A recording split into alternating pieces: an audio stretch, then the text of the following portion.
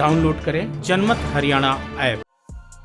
मनोहर लाल मंत्रिमंडल में जल्द ही बड़ा बदलाव होने जा रहा है। विस्तार की कोशिशें फिर से तेज हो गई हैं। होली के बाद कभी भी मंत्रिमंडल में विस्तार हो सकता है। इस वक्त मनोहर लाल मंत्रिमंडल में 2 पद खाली हैं। इनमें से एक पर बीजेपी का मंत्री बनना है और दूसरे पर गठबंधन सहयोगी जेजेपी का। दोनों ही पार्टियों पर मंत्रिमंडल में शामिल करने के लिए अपने अपने विधायकों का दबाव है। कहा जा रहा है कि ज्ञानचंद गुप्ता स्पीकर के पद से इस्तीफा दे सकते हैं और वो मनोहर लाल मंत्रिमंडल में शामिल हो सकते हैं। ज्ञानचंद गुप्ता बनिया समाज से संबंध रखते हैं और फिलहाल मनोहर लाल मंत्रिमंडल में इस समाज से कोई मंत्री नहीं है। पिछले विधानसभा चुनाव में वैश्य समाज से बीजेपी के 7 विधायक चुने गए थे, लेकिन किसी को मंत्रिमंडल में जगह नहीं मिली थी। सिर्फ ज्ञानचंद गुप्ता ही स्पीकर बन पाए थे। वैसे भी मंत्रिमंडल में जगह को लेकर वैश्य समाज के विधायक लॉबिंग भी करते रहे हैं। ज्ञानचंद गुप्ता ने कैंपेन भी चला रखा है कि इस समाज के कोटे से वो ही मंत्री बन सकते हैं। ऐसे में अगर ज्ञानचंद गुप्ता स्पीकर का पद छोड़ते हैं तो उनकी जगह बड़खल से विधायक सीमा त्रिखा को स्पीकर बनाया जा सकता है। चूंकि सीमा त्रिखा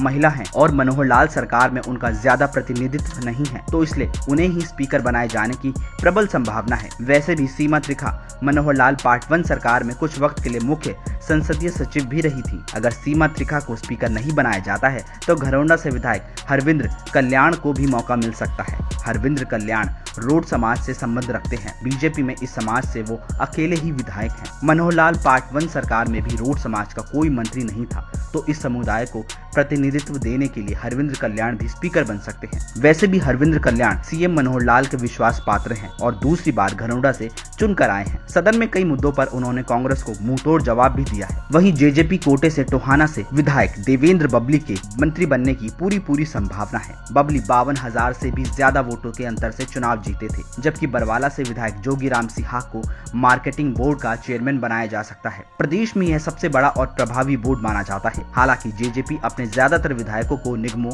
और बोर्डों का चेयरमैन बनाकर उन्हें एडजस्ट कर चुकी है। चूंकि बबली जाट समाज से संबंध रखते हैं, तो ऐसे में मंत्रिमंडल में संतुलन बनाए रखने के लिए इसी समाज के किसी और मंत्री को बाहर किया जा सकता है। अब देखना दिलचस्प होगा कि क्या होली के बाद वास्तव में मंत्रिमंडल का विस्तार होगा। अगर होता है तो उसमें किसकी दिवाली बनती है। ब्यूरो रिपोर्ट जनमत हरियाणा। राजनीति के आगे, राजनीति के पीछे, हर हलचल को जानने के लिए हमारे YouTube चैनल जनमत हरियाणा को लाइक करें, सब्सक्राइब करें और अपडेट रहने के लिए बेल आइकन दबाना ना भूलें। देखते रहें जनमत हरियाणा, सच के अलावा कुछ भी नहीं।